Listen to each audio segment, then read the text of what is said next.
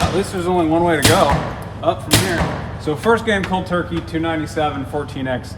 That stings, it really does. But this is raw, and this is real.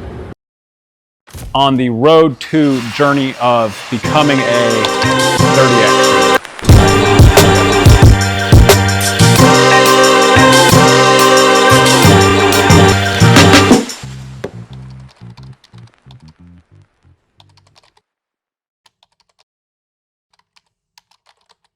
Audio check.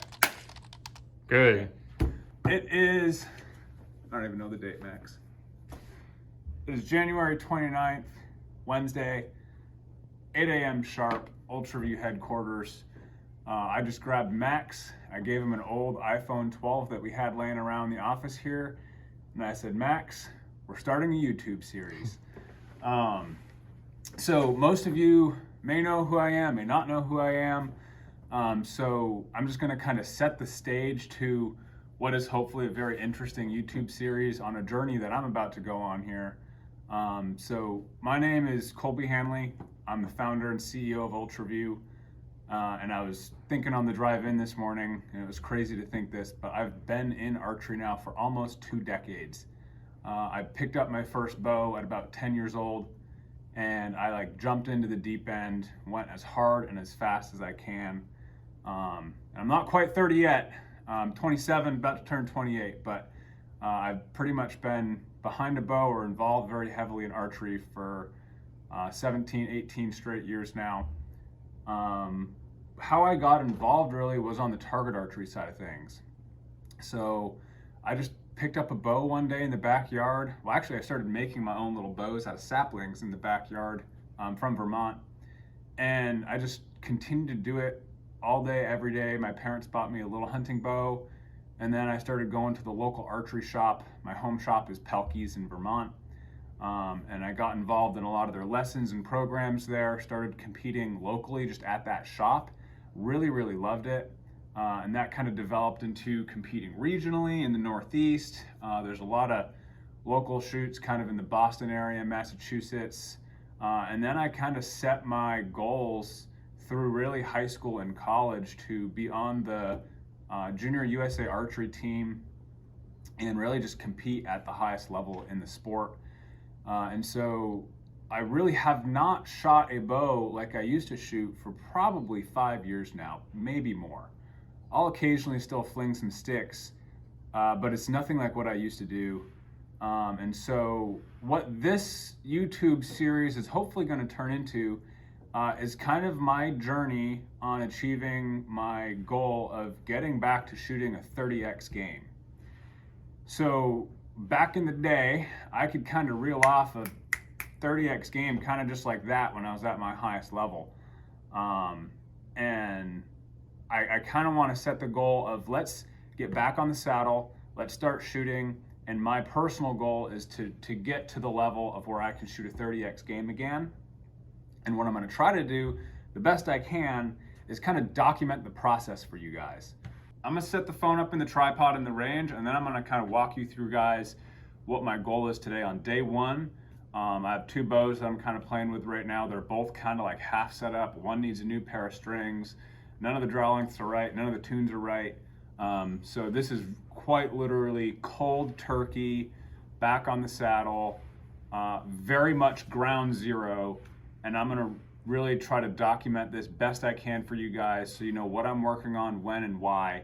And so today's goal is to put a new set of strings on an old Hoyt that I have here, get it to where the draw length is close, get it to where I can just start shooting it, getting in reps, double check, make sure my Matthews title is still kind of set up close to being right.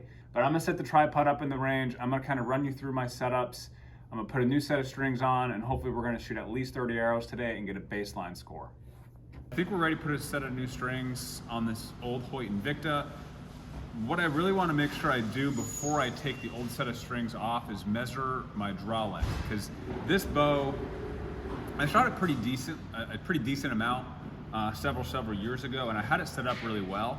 I really liked the draw length, I liked the let-off weight, everything was set up really well. And one of the things that you want to make sure is your draw length and holding weight is really tuned in because even an 1/8 of an inch of draw length difference really has quite an effect on your hold. So if your draw length is a little short, you'll find that your hold pattern is really, really fast and jittery. And if your draw length is a little too long, you'll find that it's really, really slow and kind of hard to control. So I really like to make sure I have a good balance of both. And then depending on how I see myself shooting, if my pin is just all over the place, I maybe let the draw length out a little bit. So I want to get a good baseline for my draw length, so I'm going to put it in this draw board here, get a good draw length measurement, and then when I put this new set of strings on, make sure that I match that as close as possible.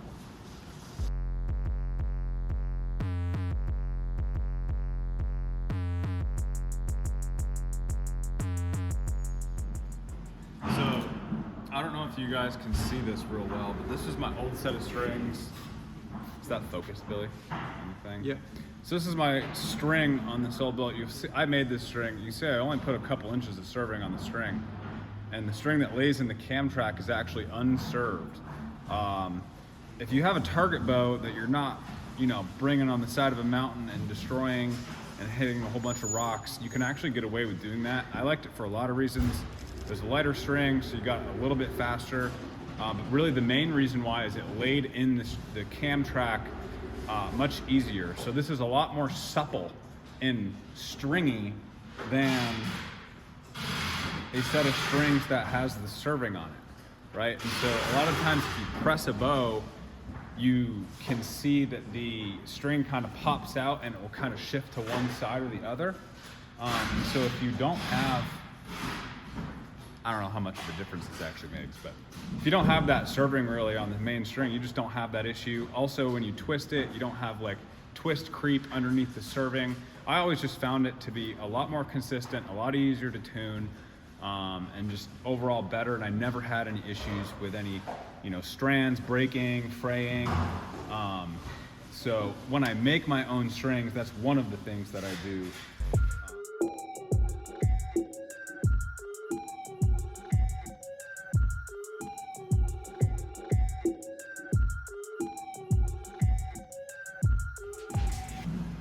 I feel like I did something wrong, Bill.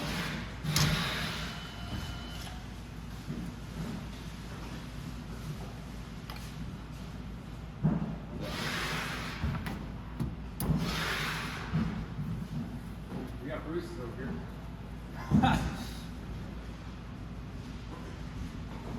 Kind of nervous to draw it back.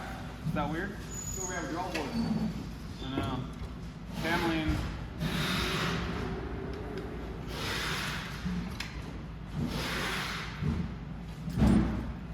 I got the dupe on it.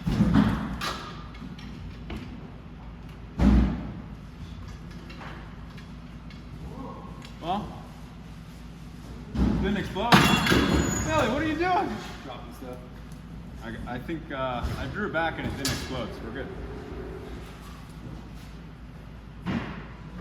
Looks good. I just like my arrow going through the burger holes, especially if I'm like getting a really good baseline setup. Middle arrow through the burger hole on the riser.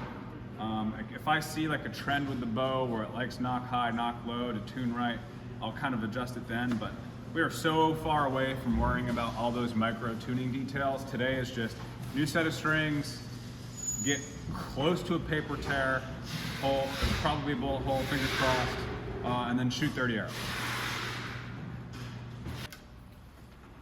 So close to 30x already. I know.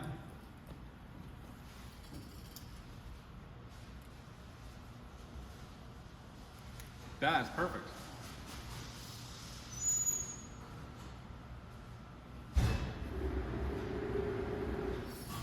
I might know what I'm doing.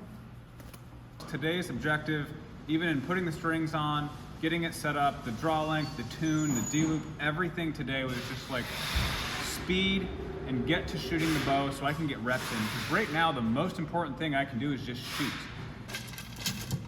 This is our beautiful range, which is also kind of doubling as like auxiliary storage for everything that we need storage for at the moment. These are the old printers actually. These were like the printers that I had in my dorm room when we sold grips and light kits and release accessories.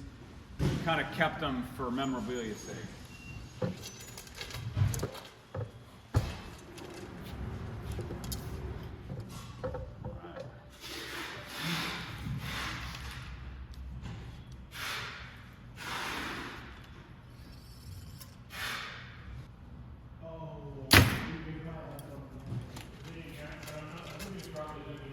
No knock left. Low left.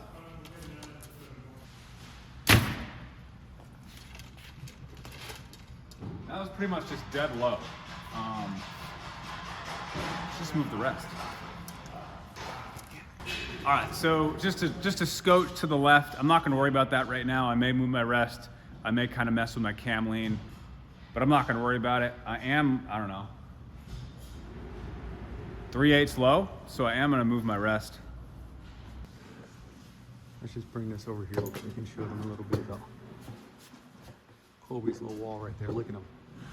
I only got one up there, buddy. Oh yeah, here, this is a, I was thinking about this. Austin, do you flash a whole bunch of my old used to coulda pro, like pictures of targets, like one here, splash them all over the place like this, and show the people how I was a used to coulda. I used to would could. Quick recap, brand new set of strings. Draw length is close, but not ideal. Tune is close, but not ideal. Peep rotation, peep height, all that stuff's close. It's workable, I can shoot it. I gotta get it sighted in. So we'll shoot some arrows, get it sighted in. Once I feel like we're pretty close to being sighted in, we're gonna shoot our first 30 arrow game to get a cold turkey baseline score of getting back on the saddle on a road to shooting a 30X game.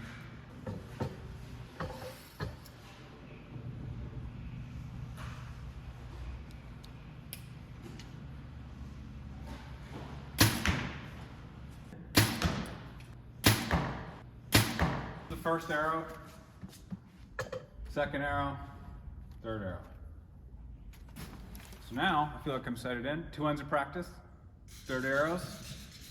The first round's a 30X game, Billy. First practice end. Beep, beep.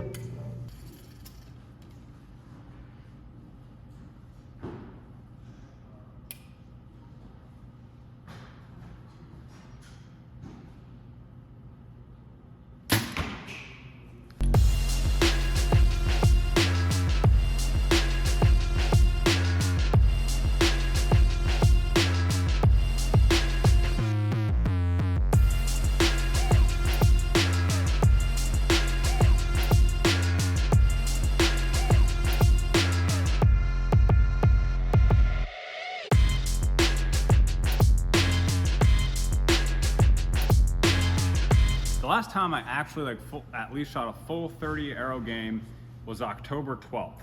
So this was true cold turkey, back on the saddle, just set up the new bow, new set of strings. Draw length still feels a little long. I got to bring that in. A lot more tuning to do. I was telling Billy while I was shooting that I am forecasting and prescribing a lot of blank bailing in my future because it was shaky and it was rough. So it was a 297 outer 10. So 297 Big 10. Well, at least there's only one way to go, up from here. So first game cold turkey, 297, 14X. That stings, it really does. But this is raw and this is real. I mean, just looking at this, like I said, I want to put you into my thought process. There was nothing really crazy. I mean, if you look at the groups, this group's real good. I mean, this group's real good. It was a little high the whole game. And then likewise, this one's really good too. They're all pretty centered around the X. And what that really tells me, you know, I had one, this was probably my biggest 9, and it was just getting tired, dropped it low left. What that really tells me, I just got to get more reps in. I got to like tighten up my game some, tuning in that draw length, bringing back that muscle memory. It's really like, I'm not going to be shooting a lot of distance with targets in front of me right now. A lot of this is going to be blank bail. So I'm probably thinking out loud here, gonna roll a target into my office so I can literally just blank bail in between meetings. All right, this is day 2. It is January 30th, day 2 of the Road to a 30x challenge. Yesterday it became very clear that I just need more reps behind the bow. And so in an effort to do that, we realized a great place to have a blank bail target is right here in my office. So I'm gonna roll in a target bail, but I gotta like move this stuff around here. So we're gonna rearrange the old office today, and then probably later today, I'm gonna get some reps in with the Matthews title. I already had that bow kind of set up pretty well. That's the one I had been shooting. So I'm gonna get some reps into the title today, but first thing is first is I have to put a target here in my office, and we're gonna see what this looks like.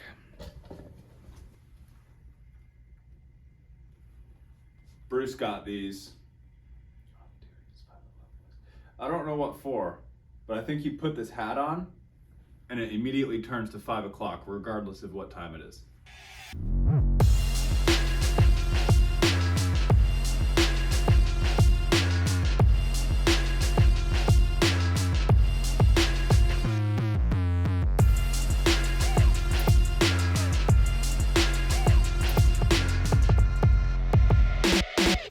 All right, target's in the office. It's 8:50. My first meeting of the day is 9. I gotta get at least one arrow in this thing before I run to the meeting.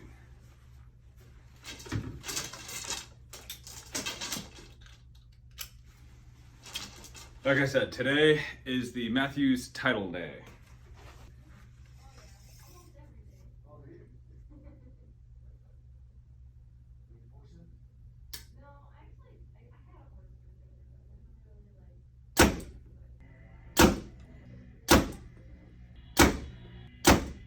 Matthew's title actually feels really good. The draw length actually feels short. So the Invictus draw length's a little long, the title's draw length's a little short. Last night, kind of before I left, I didn't film any of it, but I tweaked some more draw length on the Invicta. I actually put a blade rest on it. For the first time in many, many moons, I started using a blade rest again. I started using this integrated blade rest on the Matthews. And I actually really liked it. Less parts, it's not moving, you don't have the drop away cable. You know, I don't really have a strong preference, one or the other. The number one objective is just getting in reps, shooting the bow, getting arrow counts up, and that's why this target is in my office. I suppose I should explain what blank bailing is. Maybe some of you don't know what blank bailing is. So blank bailing is just shooting at a very short distance, no target.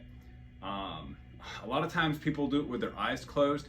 I don't do it with my eyes closed because if you close your eyes, well, the theory behind it is if you close your eyes off, you're shutting off one of your senses so you can feel your other, muscle structures and line up a little better, and you can really hone in on how a shot feels.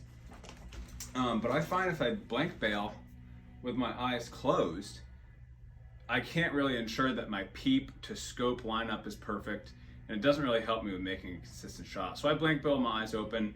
It's really just a method to get your arrow count up, work on form without a target in front of you. When a target's in front of you and you're scoring and you're trying to hold steady, it's really not great to work on your form and process and timing and muscle structure. So I'm gonna work on all of that now. That's what I should be working on now. All right, it's like 5:21. I promised my beautiful wife that I would leave at 5:30. So, 5:22. Hey Siri, set an alarm for 5:30.